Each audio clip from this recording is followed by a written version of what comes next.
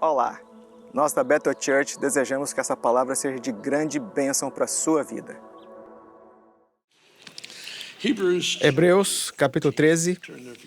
Abra lá, por favor. Hebreus 13. Quero falar hoje sobre comunidade.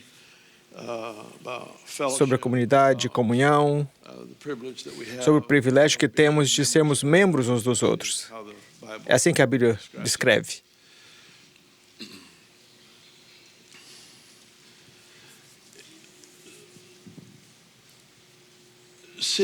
Ver como Deus pensa sobre qualquer coisa é um ganho para nós. E sempre nos ajuda a ver sua perspectiva, seu sistema de valores, sua prioridade para algo. Por exemplo, ele diz, se você trouxer sua oferta diante do Senhor e lembrar que alguém tem algo contra você, deixe a oferta e vá consertar as coisas, reconciliar-se, depois volte e dê sua oferta. Se a oferta foi o louvor dessa manhã, ou a oferta que recebemos, ou o tempo que gastou com a distribuição das mochilas, ou se ajuda o seu vizinho com a situação, não importa o que seja, você traz sua oferta, e se nessa oferta ao Senhor, se você se lembrar, as coisas não estão bem com alguém. Ele diz, priorize o relacionamento em vez da oferta. Sabe, nós gostamos de priorizar o privilégio que temos de agradecer ao Senhor, dar louvores a Ele e adorá-lo. Jesus enfatizou ainda mais esse conceito. Acho que ele disse 2 vezes no Evangelho de Mateus, se eu não me falha a memória. Ele disse, entenda o que significa, desejo mais compaixão do que sacrifício. Ele está explicando toda essa questão da reconciliação. Mas ele dá um passo adiante e diz que não é só quando estarmos em conflito, é dar um sacrifício, uma oferta ao Senhor, seja o tempo, dinheiro, louvor, que dão. O contexto é compaixão. É o fato de que eu ter afeição e valor pelo povo de Deus. Ao desejo de servir, de amar, de cuidar, de tocar a vida de outra pessoa. Ele diz, eu valorizo isso mais do que o sacrifício. Se eu fosse usá-lo no sentido natural, é como se você tivesse um anel de diamante. O diamante seria o louvor que damos a Deus, mas ele precisa ter um contexto, ele precisa ter algo que o mantenha no lugar. Tem que ter algo que o mantenha seguro e mantenha seu valor. E isso seria a compaixão. É o valor que temos pelas pessoas. Ele nos leva um pouco mais longe. Em Mateus 25, ele diz, se você der um copo de água, ora, um copo de água é a oferta mais barata que você pode dar. Jesus está chegando ao ponto mais baixo e diz, se você der um copo de água a alguém em meu nome, ele diz, você me deu a mim? Ele faz isso algo pessoal. Ele está tão intencionalmente conectado com cada indivíduo que quando servimos, cuidamos ou amamos outra pessoa, para ele é pessoal. Ele celebra o momento em que estamos vivendo. Não se trata de um grande sacrifício, não um grande ato. É um copo de água. E para ele isso é pessoal. O versículo assustador para mim, de certa forma, está em 1 Coríntios 11. É aqui que Paulo começa a falar sobre o que fizemos, tomar a ceia. Ele fala sobre como ele recebeu a revelação do Senhor, sobre o que foi e como aconteceu. E ele diz em 1 Coríntios 11, na noite em que foi traído. Jesus foi traído. Naquela noite em que foi traído, ele tomou o pão e partiu e disse, comam, esse é o meu corpo. Façam isso para se lembrarem de mim. Então ele diz que ele pegou o cálice da mesma forma e ele descreveu esse processo. E Paulo está falando à igreja de Corinto sobre o seu entendimento da comunhão. É interessante que esse momento de comunhão foi no contexto em que ele enfatizou o povo de Deus como sendo parte de um só pão. É um termo que ele usa. Para esse conceito, o trigo é moído até não ter mais identidade individual, mas é moído em algo que é maior e mais significativo do que ele mesmo. O individualismo da Igreja Ocidental nos prejudica de várias maneiras. Há partes que são boas. Deus não tem netos. Você tem um relacionamento direto com Ele, ninguém tem um mediador humano. Você não está aqui por causa de outras pessoas. Há um relacionamento pessoal. É a única maneira que funciona. O individualismo, no sentido de que assumimos a responsabilidade para nossas vidas, tem um papel significativo. Mas o problema é que, ou se eu pudesse ilustrar dessa forma, o indivíduo representa uma parte do corpo de Cristo. Nossa cidade vê um dedo, uma orelha, um pé do corpo de Cristo. Mas quando somos comunidade, eles podem ver o corpo de Cristo. Eles merecem ver o Cristo ressuscitado nos muitos membros que são membros uns dos outros. Ele disse, eles saberão que vocês me seguem, saberão que são os cristãos, saberão que são os pequenos cristos, em certo sentido, os ungidos, por causa do amor que tem uns pelos outros. Parte do testemunho do Evangelho é, obviamente, a pregação ousada do Evangelho, sem dúvida, são os milagres de cura e libertação e as vidas transformadas, absolutamente verdadeiro. Mas há uma das mais profundas e convincentes manifestações do Evangelho, se eu posso usar isso, que ilustra quem ele é e é chamado de comunidade dos que creem. É o fato de que há um cuidado, um amor, um afeto, uma devoção uns pelos outros. Isso não apenas profetiza, mas ilustra e revela Cristo a uma comunidade.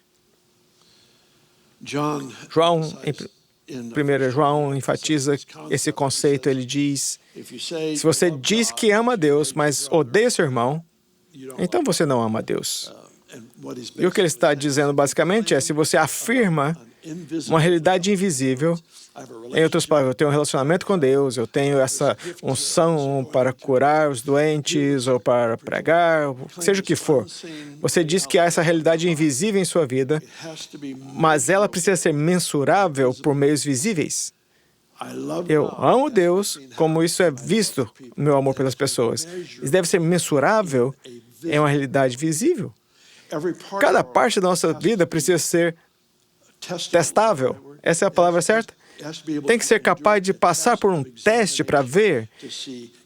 Pode ser encontrado na prática. E esse relacionamento que celebramos semanalmente, que nos reunimos durante a semana, isso que celebramos tem que ser mensurável. E não é anti-espiritual dizer, é a maneira como olho uma pessoa nos olhos e não tento consertá-la, eu tento ouvi-la. Às vezes isso é mensurável pelo fato de eu ter dado tempo às pessoas. Às vezes gostamos de trazer respostas para que possamos sair da conversa.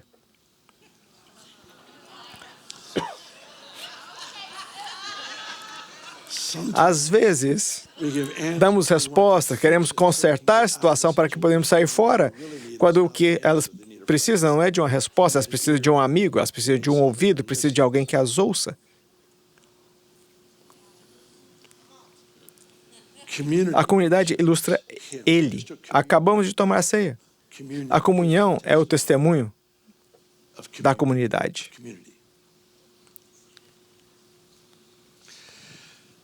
Hebreus 13, está aí? 2 de vocês? Ele disse para onde ir?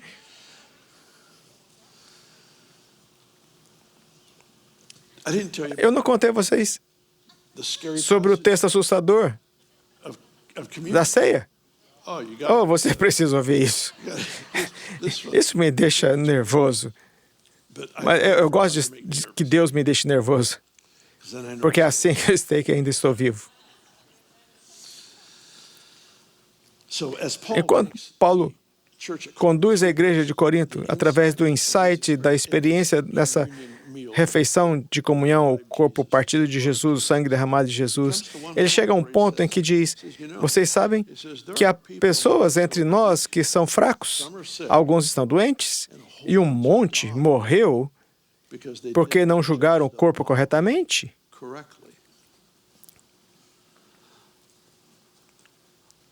Uau!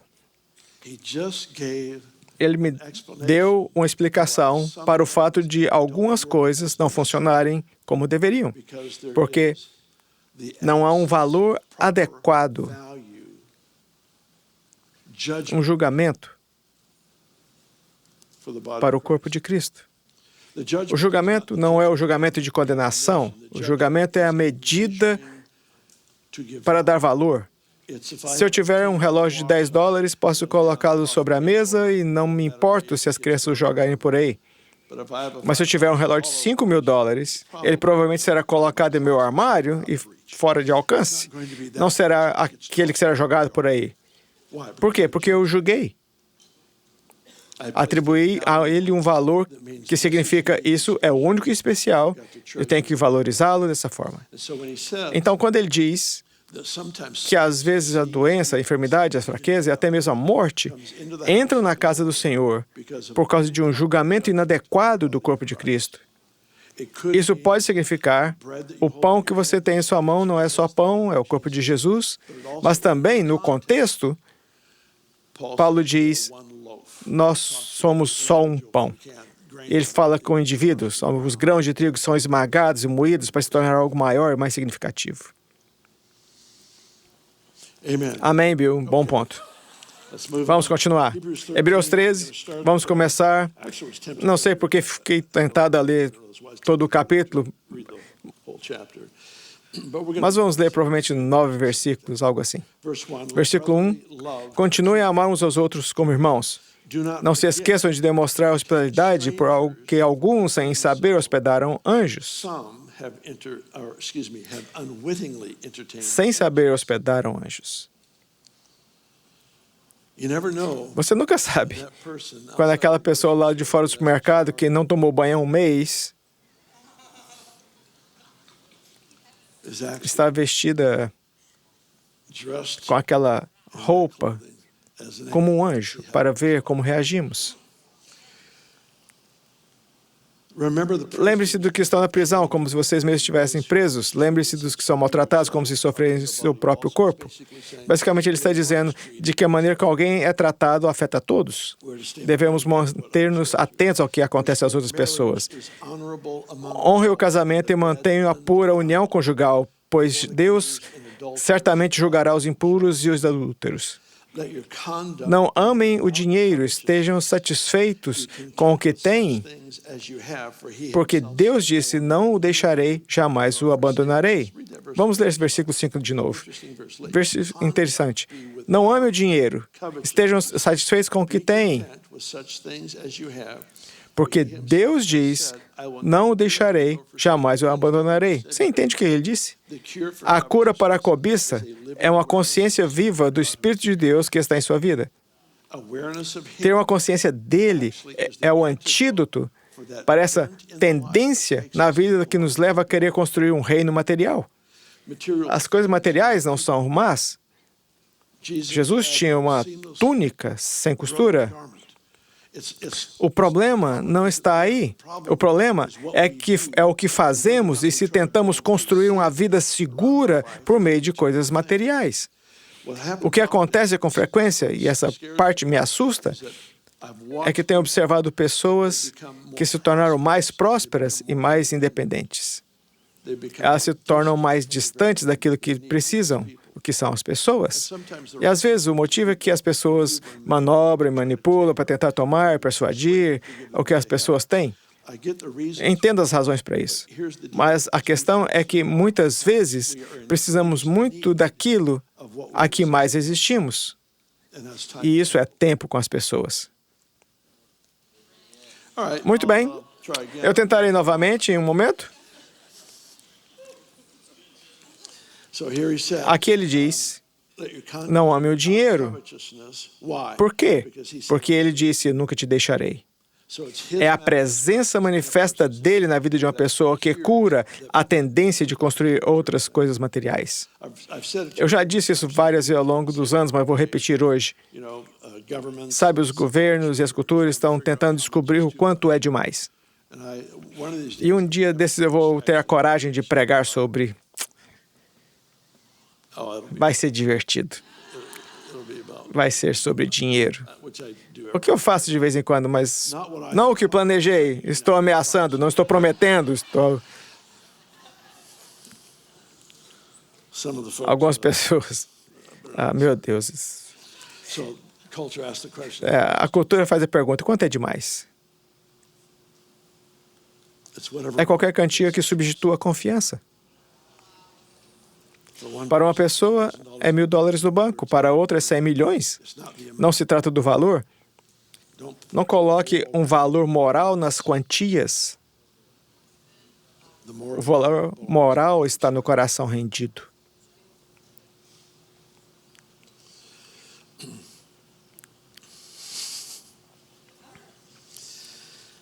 Nunca te deixarei, nem te desampararei. Versículo 6. Por isso podemos dizer com toda confiança, o Senhor é meu ajudador, portanto não temerei o que podem me fazer os simples mortais. Não temerei o que o homem pode me fazer. Essa palavra ajudador não é a mesma do Evangelho de João, onde Jesus apresenta o Espírito Santo como nosso ajudador, o Paracleto. É que está ao nosso lado para nos ajudar. É uma palavra diferente. Essa palavra ajudador é composta de duas palavras. É o pedido de ajuda e é correr. Basicamente diz, o Senhor se posicionou à espera de seu pedido de ajuda para que ele possa correr e lhe ajudar. Essa é a palavra ajudador. É aquele que está esperando para correr em seu auxílio e prestar assistência. Agora vamos ao verso 15. Assim, por meio de Jesus, ofereçamos um sacrifício constante de louvor a Deus, o fruto dos lábios que proclamam seu nome. E não se esqueçam de fazer o bem e de repartir o que tem com os necessitados, pois esses são sacrifícios que agradam a Deus. Verso 15 e 16 de novo. Assim, por meio de Jesus, ofereçamos um sacrifício constante de louvor a Deus, o fruto dos lábios que proclamam o seu nome. E não se esqueçam de fazer o bem e de repartir o que tem com os necessitados, pois esses são os sacrifícios que Deus agrada. Não lhe esqueça de fazer o que é bem e compartilhar. O primeiro sacrifício, louvor, é uma grande parte da nossa cultura. Não sei se preciso falar sobre isso. Louvá-lo e agradecê-lo é uma grande parte da nossa vida e damos prioridade a isso, gastamos tempo para que tenhamos certeza de que vamos cumprir esse privilégio de ministrar a Ele. Mas a segunda parte dessa passagem diz, não se esqueça de fazer o bem. Agora, isso se refere especialmente a boas obras. Jesus disse, assim brilhe a vossa luz diante dos homens, para que vejam as vossas boas obras e glorifiquem o vosso Pai que está nos céus. Em outras palavras, não é porque você deve esconder as boas obras, mas sim que elas devem ser exibidas para que as pessoas sejam atraídas a Deus, não a você. Não estamos desfilando, não é a Bethel, não é o Bill, não é o Chris, não é o Gabe, não é a grande lista de pessoas que temos aqui. É um evangelho, uma boa notícia do reino de Deus, e o privilégio que temos é o de fazer boas obras para que as pessoas tenham essa afeição por Deus despertada em seus corações e vejam desejando aquele que eles nunca ansiaram antes. Como isso aconteceu? Por meio de boas obras. Mas depois diz, não deixeis de fazer o bem, boas obras e compartilhar. Essa palavra compartilhar é a palavra comunhão. É o que fizemos mais cedo, comunhão, só que é ilustrado na comunhão. A comunhão do corpo quebrado de Jesus, o sangue derramado de Jesus, deve testemunhar não apenas de que Jesus fez, mas também do nosso sim ao que Ele fez, ao ponto de nos tornarmos enxertados juntos, nos tornarmos entrelaçados juntos, membros uns dos outros. A Bíblia diz que toda junta supre. A questão é que temos um membro conectado a outro membro por meio de uma junta. A vida flui na junta, na conexão. A ilustração é que é a conexão com as outras pessoas que ajuda a nos manter saudáveis e vivos. E isso é espírito, alma e corpo. Mas o que é interessante aqui é que ele diz sacrifício. Que sacrifícios? Louvor, boas obras e comunhão. Sacrifícios. Para muitos de nós, a comunhão é o que fazemos quando é conveniente.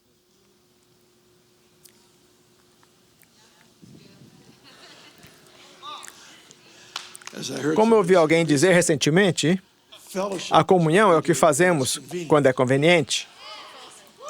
Jesus está ensinando aqui, por meio do escritor de Hebreus, que a comunhão deve ser levada ao ponto de cruzar a linha do que é conveniente para o campo do sacrifício. E Deus se deleita com o sacrifício. Depois que minha falecida esposa se graduou e foi para o céu, lembro-me de estar em casa ansioso para estar com o povo de Deus. Eu tinha muita vontade de estar com as pessoas. E quando chegava aqui, eu queria ir para casa. Quero dizer, eu ficava conversando com as pessoas, mas a questão é que eu estava muito ansioso por dentro. Eu lembro que o Brian e a Jen fazem uma reunião com toda a equipe de louvor em sua casa, acho que todo mês. Geralmente, mais de 100 pessoas vão à casa deles. Eles construíram parte da sua casa só para esse tipo de reunião. Lembro que eles me convidavam para ir. E eu sempre gosto de sair, estar com a galera legal. Sabe, eu faço o que eu posso fazer para melhorar minha autoestima. E eu ia para aquele grupo. Eu lembro-me que durante meses eu estava na sala e via todas essas pessoas que eu amo tanto e me sentia tão desconfortável que me virava para o Brian e dizia: desculpe, filho, eu tenho que ir. E eu ficava lá por tipo 5 minutos. Eu entrava e ia embora. E depois eu ia para casa e ficava sozinho. Isso é gratificante. É gratificante quando você tem essa vontade de estar com as pessoas e depois fica preso com você.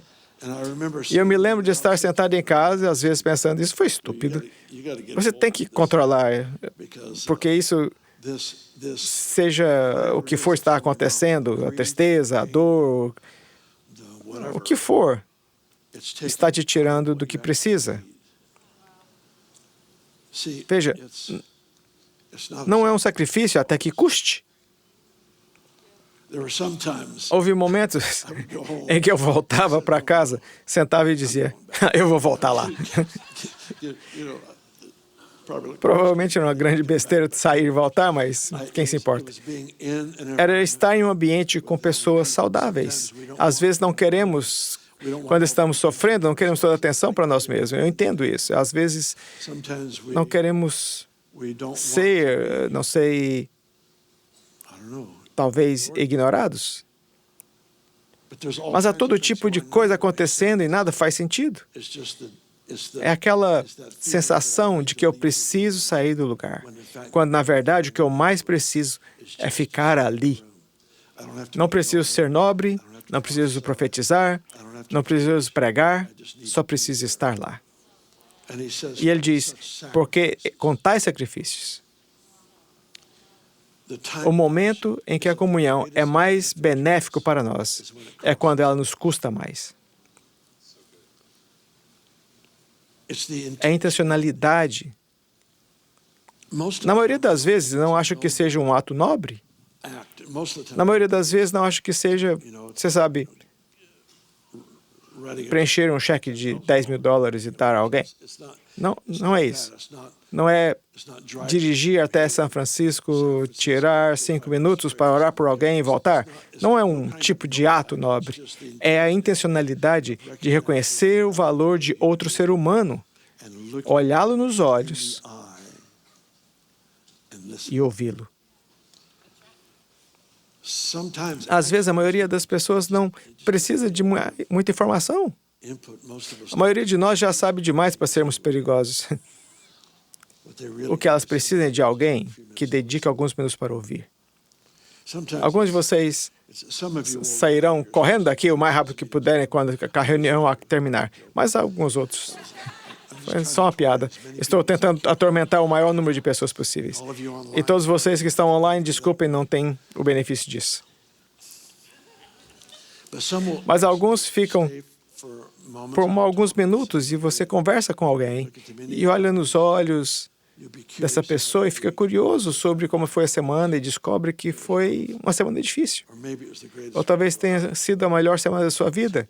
Você toma tempo e você, sabe, talvez 5 minutos.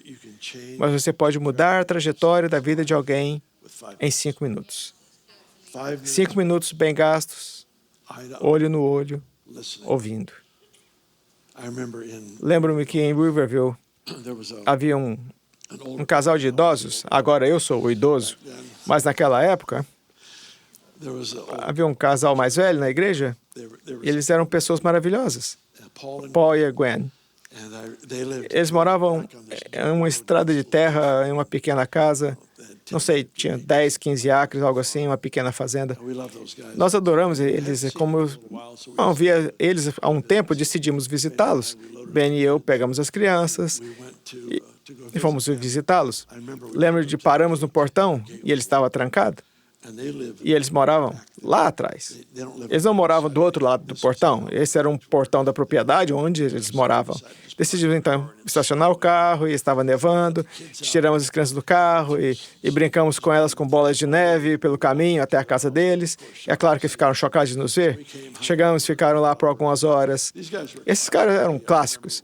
Eu lembro que eles nos convidavam para jantar. A Gwen, a cozinheira, excelente cozinheira.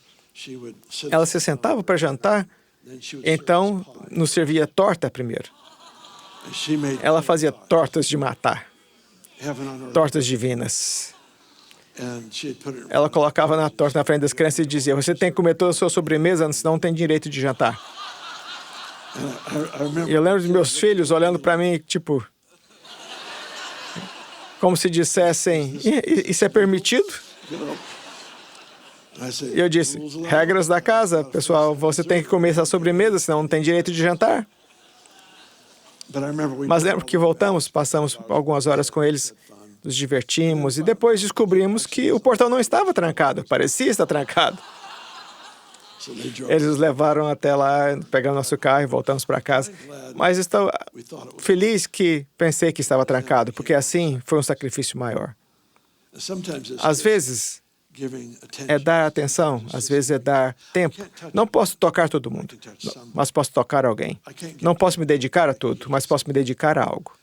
Não posso dar ouvidos a todos os problemas, mas posso dar ouvidos a este. Às vezes é a intencionalidade. E é isso que a comunidade faz. Esse dedo não está conectado a todas as necessidades do corpo. Ele é afetado por todas as necessidades do corpo, mas ele não é capaz de cuidar de todas as necessidades. Estamos conectados uns aos outros e é por isso que ele diz: certifique-se de lembrar do prisioneiro. Basicamente, o que eles estão passando afeta você. Temos em mente que somos membros uns dos outros e as experiências, as bênçãos, o crescimento do outro afetam a nossa vida.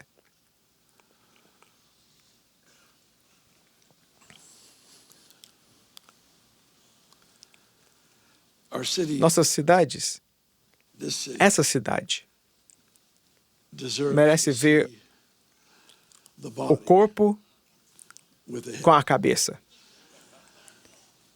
sob o senhorio de Jesus, funcionando juntos. O privilégio e a responsabilidade que temos de abandonar o individualismo para celebrar o todo é uma grande parte do projeto de Deus para nossas vidas. É uma grande parte de quem Ele nos criou para sermos.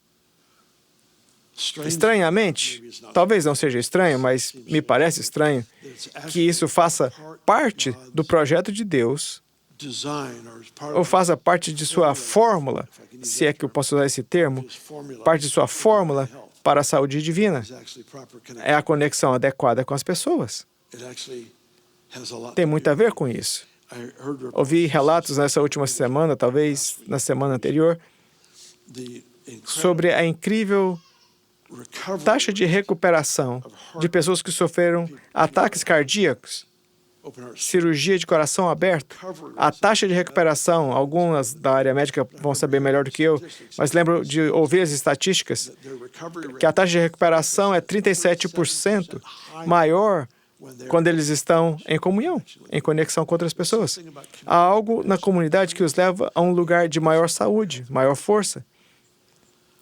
Essa coisa chamada comunhão, essa coisa chamada comunidade, ouça isso, traz cura. A ausência dela traz aflição.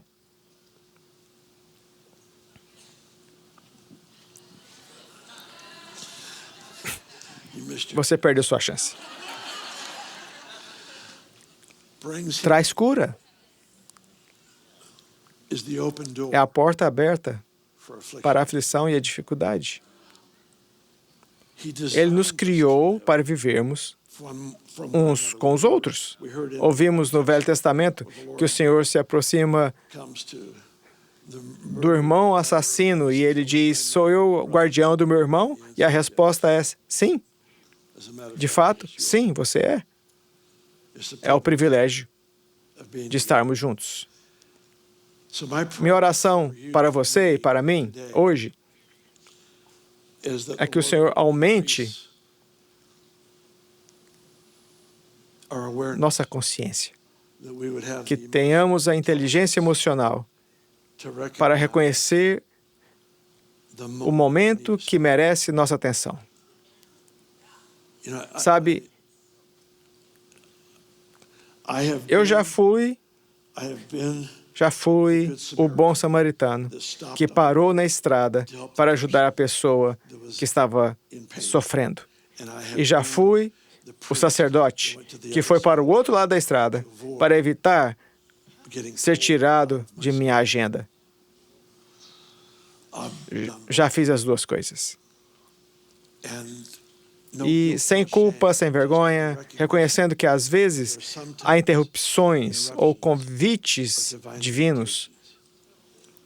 E oro para que você e eu tenhamos a sensibilidade de coração e mente para reconhecer esses momentos que Deus coloca à nossa frente, para que possamos parar, dar atenção, olhar, orar, olhar nos olhos, ouvir com o coração, para fazer a diferença na vida de alguém.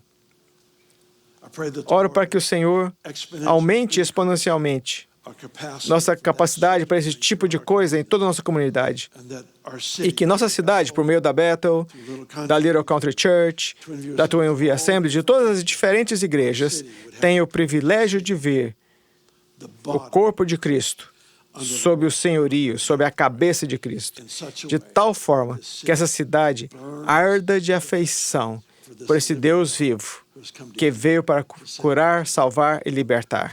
Oro para que eles tenham a chance, durante a vida, de ver que as pessoas que são membros uns dos outros, elas estão dispostas a perder a sua individualidade para que o corporativo seja estabelecido. Oro isso por você e por mim, em nome de Jesus. Sei que sempre que temos uma multidão tão grande, há uma grande chance de termos pessoas aqui que não tenham um relacionamento pessoal com Jesus. Jesus era tão confrontador e, ao mesmo tempo, convidativo nesse tipo de situação. Ele disse, por exemplo, se você ganhar o mundo inteiro, tudo de repente lhe pertencer, mas perder a sua alma, você não terá nada. Você é digno de pena. E há pessoas aqui que não têm esse relacionamento pessoal com Jesus. Você não sabe o que é ser perdoado, não sabe o que é nascer de novo, onde o Espírito de Deus vem mudar você de dentro para fora. Você não se trata de nos conformarmos com a rotina religiosa, que é o nosso lugar de entrega ao amor e ao conhecimento de Deus. Se esse for você, e você está disposto a levantar a mão dizendo, Bill, não quero ir embora até saber que encontrei paz com Deus, até que eu saiba o que é ser perdoado. Se for você, então quero ver quem você é. Quero fazer um acordo com você. Quero te pedir para levantar a mão, alto dizendo, Bill, eu não quero sair até saber que foi perdoado. Tudo bem? Bem aqui? Muito bem. Aqui tem mais um. Mais alguém? Online, quero incentivá-los. Estamos muito felizes com a nossa família online. Vocês nos emocionam. Adoro encontrá-los quando viajo. Basta colocá-los no chat. E um dos nossos pastores estará lá para conversar com você e orar com você. Eu os incentivo a fazer isso.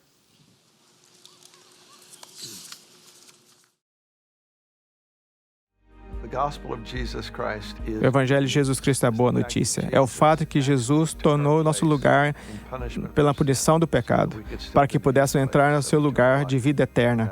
Convido agora a se voltar o seu coração para o Senhor Jesus e dizer, Te recebo como meu Senhor Salvador. Deixo todas as partes da minha vida que não te honram e vivo intencionalmente para servi-lo, honrá-lo, para celebrar como meu Senhor e meu Salvador.